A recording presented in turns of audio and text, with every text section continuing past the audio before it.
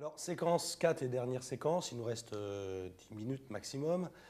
Donc tout ceci, ce n'est pas fait en un jour. Vous expliquez le chemin, les JV, les partenariats avec les assureurs, la relation avec les partenaires, etc. Vous avez dû mettre des organisations en place, développer de nouvelles compétences, faire face à des résistances et à des freins au sein de vos organisations, et y compris au sein de celles de vos partenaires. Du coup, qu'avez-vous dû changer dans votre organisation en termes de mentalité, de process, d'outils, mais enfin surtout au sens culturel, parce qu'on sent bien que la difficulté là-dedans, c'est de faire bouger les cultures. Et puis, comment avez-vous mené ces transformations chez Aéroports de Paris, Pascal? Alors, il y a une démarche qui est efficace, hein, c'est de donner la parole au client. Moi, je dis souvent, dans les entreprises de service, le client, c'est la grande muette. C'est-à-dire qu'on regarde des tableaux de chiffres, on regarde des baromètres, mais comment est-ce qu'on lui donne la parole? Comment est-ce qu'il s'exprime? Et donc, moi, je pense que, et vous l'avez dit, c'est très important qu'au COMEX, d'abord, il y ait une direction client, hein, qu'elle puisse s'exprimer, hein, sans intermédiaire, et peut-être parfois être impertinente. Donc ça me semble très important. Et je dis aussi souvent d'expérience que les poissons pourrissent par la tête et qu'il est très important que les dirigeants aient le contact avec le client, sachent ce qu'est un client. Et donc, on a un nouveau président, depuis 1 an et demi, là, Augustin de Romanet, qui a ce souci du client. Et il a fait deux choses intéressantes. La première, il s'est rendu compte que quand on rentre dans l'aéroport, on voit peu de personnes du personnel d'Aéroports de Paris. On voit beaucoup de prestataires, comme je vous l'ai dit, hein, on est peu nombreux. Hein. Alors, nos agents commerciaux, ceux qui sont chargés de l'accueil, qu'on ne sous-traite pas, hein, parce que ce sont eux qui portent les couleurs de la marque, ce sont eux qui portent les valeurs de la marque, et ce sont eux qui font l'accueil.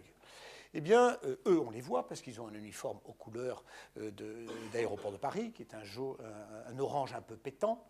Et il s'est rendu compte que tous les autres personnels, par exemple la personne qui nettoie, la personne qui fait le poste inspection-filtrage, n'avaient pas les couleurs d'Aéroports de Paris. Et il a demandé à ce que tout ce personnel puisse porter un référent de la couleur d'Aéroports de Paris. Alors vous allez me dire, c'est un détail. Ah oui, sauf qu'on mesure tout. Donc, dans l'item présence du personnel, on a gagné 2 points. 2 points. Oui, en un trimestre. Donc, vous voyez et c'est ça aussi, d'être sans couture. C'est-à-dire que toutes les personnes doivent porter la marque qui accueille.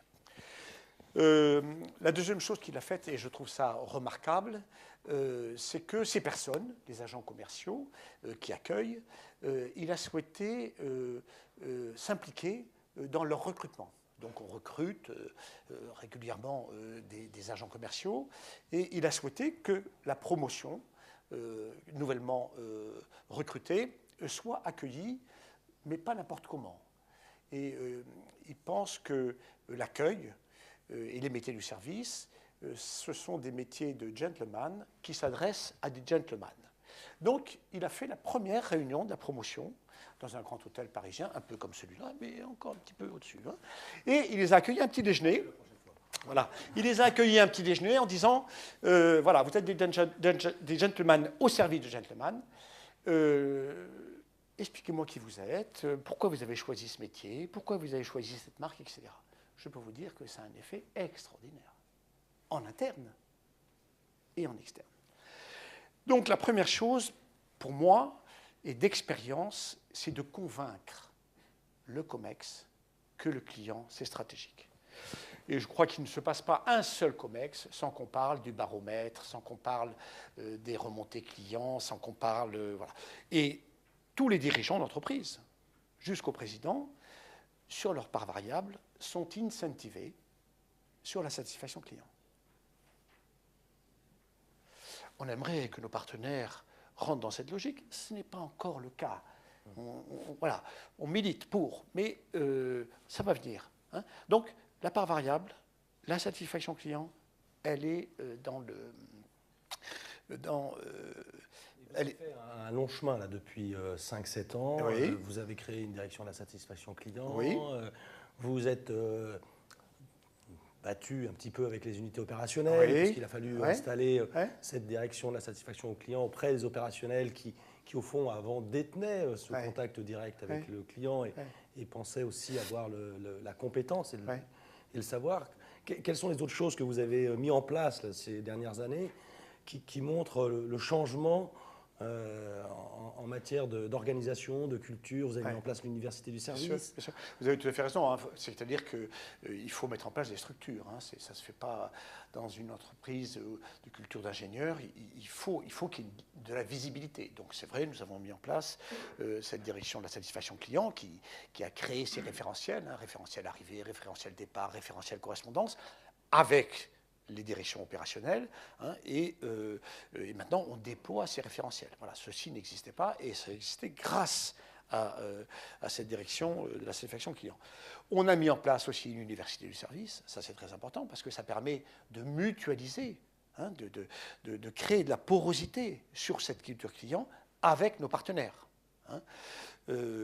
Donc là on est en train de mettre une direction client qui regroupe toutes les personnes qui sont en contact avec le client pour faire en sorte que ce réflexe client existe. Vous voyez. Donc effectivement, c'est un travail de longue haleine avec des moyens. Hein, avec des moyens. On ne peut pas donner la parole au client sans mettre en place les moyens dont je viens de parler. Quoi. Voilà. D'accord. Je peux juste Oui, rebondir. allez-y, il faut rebondir. Mettons-nous à rêver ensemble Oui. ce matin. Je reprends ma chaîne tout à l'heure de responsabilité depuis le consommateur jusqu'au salarié. Pourquoi ne pas imaginer que vous demandiez aux clients de donner un type au personnel de service qui le sert bien, comme il y a aux États-Unis, sur une partie de sa rémunération, et que cette rémunération ensuite soit redonnée aux prestataires, qu'il soit elle-même redonnée aux salariés sous forme de prime. Mettons-nous à rêver, c'est toute cette chaîne de bonus, parce qu'on a bien servi, parce qu'on a bien fait, et donc les gens reviendront, on fidélisera, et on recréera évidemment du commerce, puisque derrière la finalité c'est de vendre. Eh bien, pourquoi ne pas rêver justement à cette espèce de type qui serait jusqu'au salarié, qui reviendrait jusqu'au salarié. Alors on le fait quand on peut en tant que prestataire, bien sûr on donne aujourd'hui des primes lorsqu'on a cette possibilité dans les contrats, mais je pense que ce n'est pas suffisant et c'est un échec collectif qu'on a encore tous ensemble. Hein. Je me tourne vers nos camarades prestataires et commanditaires. Nos salariés ne sont pas suffisamment payés par rapport à la valeur qu'ils apportent, à l'expertise qu'ils apportent aujourd'hui au client final. Donc essayons d'imaginer ce genre de chaîne de bonus. Éric Girard, vous avec les partenaires assureurs, ça a chamboulé quand même quelques mentalités. Avant de revenir sur la relation avec les partenaires, oui, je suis entièrement d'accord. Je voudrais juste revenir sur effectivement ce sujet qui, de mon point de vue, est très important, la relation client. Pour qu'elle soit au centre de l'entreprise, il faut que l'ensemble des collaborateurs la portent. Ce qui veut dire qu'il doit y avoir aussi un état d'esprit chez nos collaborateurs.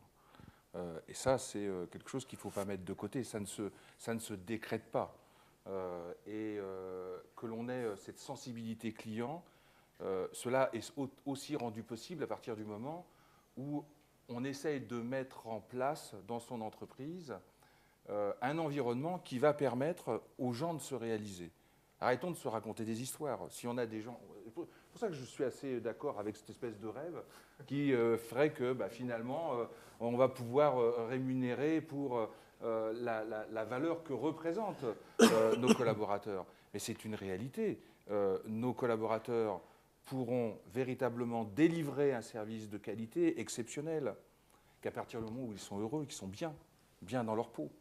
Donc on a cette exigence en tant que patron d'entreprise qui est de tout mettre en œuvre autant que faire se peut pour que nos collaborateurs s'y retrouvent. Ça, c'est le premier point. Le deuxième point... Et ceux des prestataires, du coup, aussi. Et ceux des prestataires. Encore une fois, je ne fais pas la distinction parce que chez moi, je considère qu'ils font partie de l'entreprise. Hein, la deuxième chose, c'est qu'il y a la rémunération, bien sûr, mais il y a la reconnaissance. Il y a la reconnaissance. La reconnaissance pour le travail qui est réalisée. La reconnaissance pour l'expertise, le savoir-faire. Alors chez nous, au sein de notre groupe et au sein de Carglass, on a mis en place quelque chose que je trouve tout à fait intéressant, qui est, alors ça s'appelle le BOB, le Best of Belron. C'est-à-dire qu'en fait, on organise une compétition. Pourquoi Best of Belron? Parce que c'est le nom de notre maison mère, pour être le Best of Carglass. En fait, on organise une compétition pour tous ceux qui sont au contact de nos clients. Alors, donc, pour les techniciens qui font de la réparation et du remplacement, pour les chefs de centre qui sont au contact du client lorsque celui-ci arrive dans le centre, pour les chargés d'assistance au call, et je crois d'ailleurs qu'on organise ça aussi auprès de nos prestataires, au sein de des prestataires, on fait un best of Belron, on le fait à la distribution, c'est-à-dire là où des préparateurs de commandes vont commencer. On est au début de la journée de la logistique. Il faut bien préparer la commande pour que le pare-brise soit au bon endroit au bon moment. Bon, tout ça.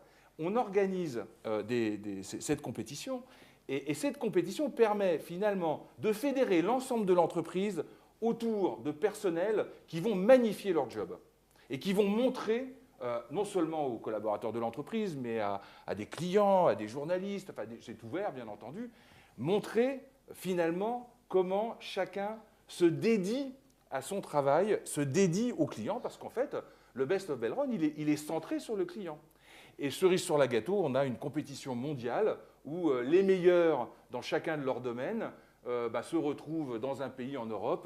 Donc, il y a je ne sais combien de personnes. Et là, vous allez intégrer les prestataires, le prestataire, alors, je crois, call center qui va pouvoir... Non, je crois qu'il n'est pas... Il avait décliné, mais il va le faire. Il ne va pas à la compétition internationale, mais il le fait. Française. Il le fait pour la compétition française.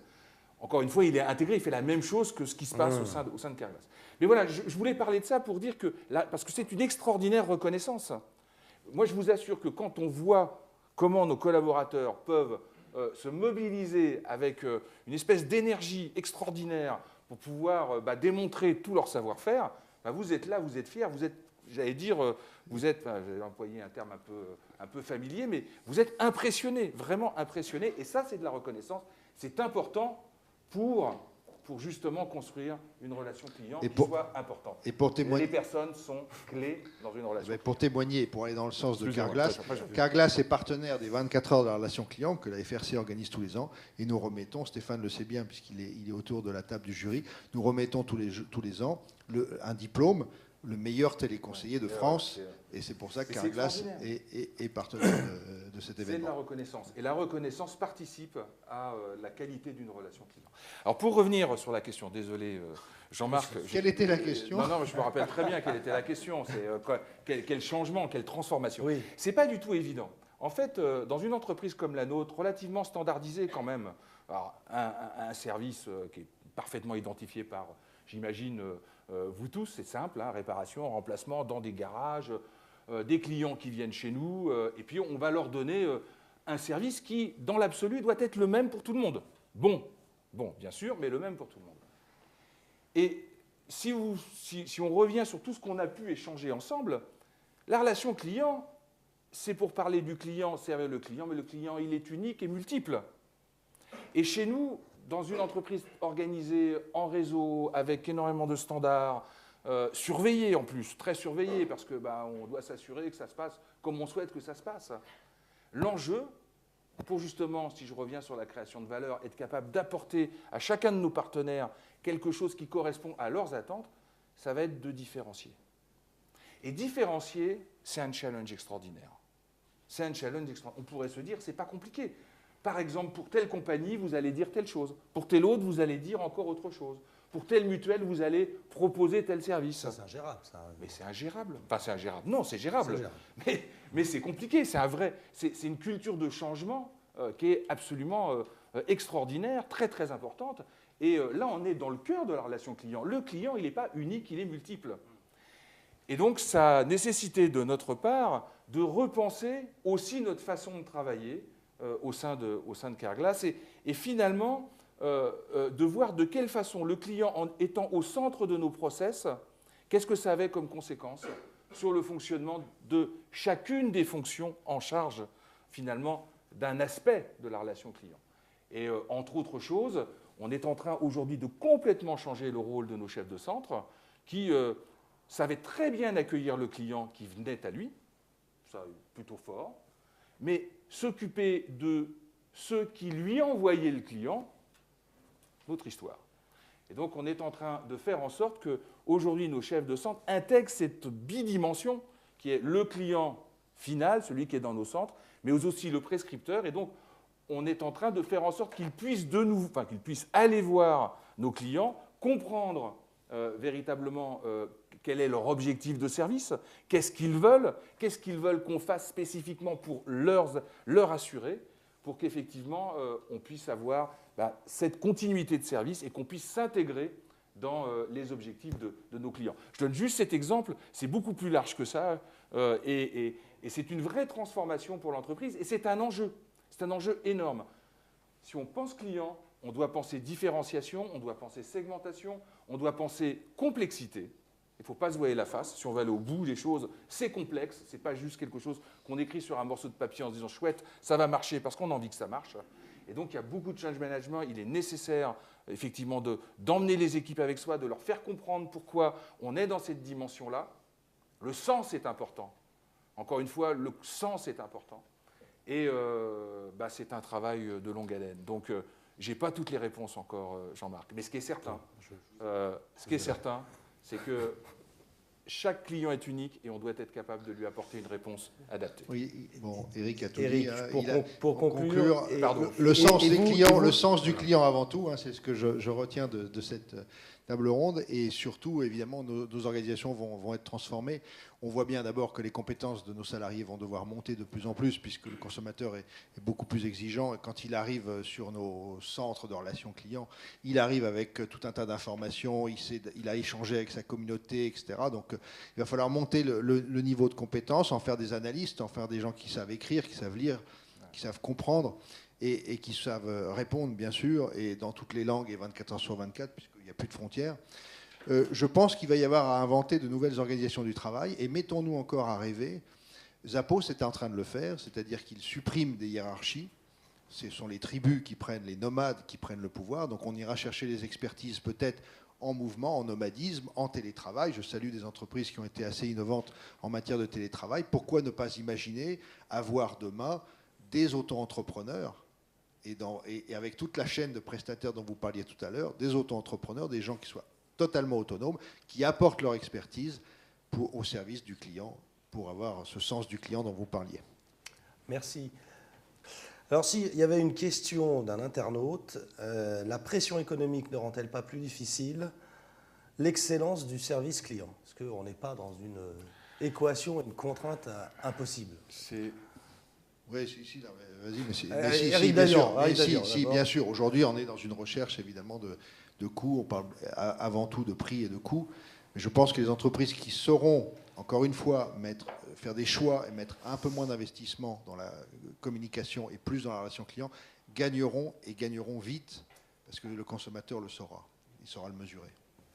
Éric Gérard. C'est un combat permanent. C'est un combat permanent. Il faut résister. Oui, moi je dirais que ce n'est pas forcément antinomique. Faire de la qualité, c'est vrai que c'est un investissement. Mais ce qu'on voit aussi, c'est que les boutiques qui marchent le mieux, la relation qui marche le mieux, c'est là où la qualité est la plus grande. Donc c'est pas... voilà, on se rejoint aussi. Et moi je dis aussi que ce qui nous oblige à nous dépasser, un des facteurs de la transformation, c'est la compétitivité, c'est la concurrence. Quand on se benchmark, on voit très vite les parcours que l'on a à faire et les progressions que l'on a à réaliser. Donc pour cette antinomie, c'est vrai qu'on les oppose souvent, investissement et qualité, eh bien ils se rejoignent sur certains aspects. Quand on a une bonne qualité, le client est bien. Voilà. Et l'expérience est réussie. Très bien. Écoutez, il est 10h25 passé, donc on va conclure. Je vous remercie donc d'être venu sur ces mots. Je remercie encore une fois nos 3 témoins et malheureusement le client et voilà la place du client. Il faudrait dans chaque conseil d'administration une chaise vide en fait, la place du client. Voilà, merci beaucoup. Au revoir. Merci à vous.